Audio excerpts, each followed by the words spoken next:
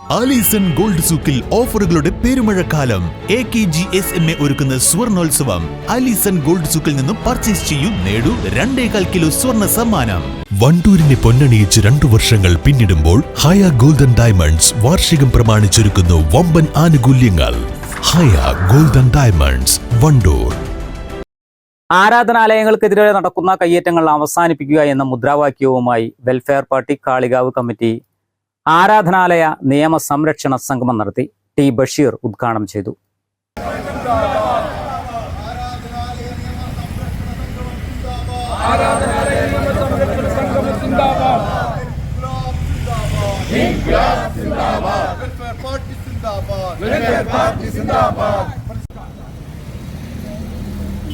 അഞ്ച് സഹോദരന്മാരെ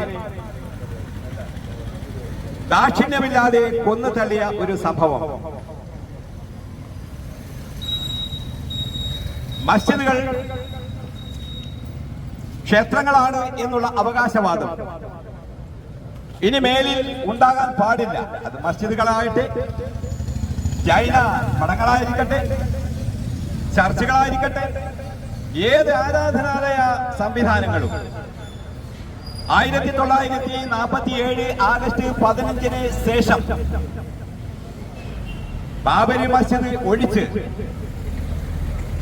ഒരാളും അവകാശവാദമോ അതിനെക്കുറിച്ചുള്ള ചർച്ചകളോ നടത്താൻ പാടില്ല എന്നുള്ള ഒരു നിയമം പാർലമെന്റ് പാസാക്കിയ വിവരം നമുക്ക് എല്ലാവർക്കും അറിയാം. അതാണ് 1991 ആരാധനാലയ സംരക്ഷണ നിയമം എന്ന് പറയുന്നത്.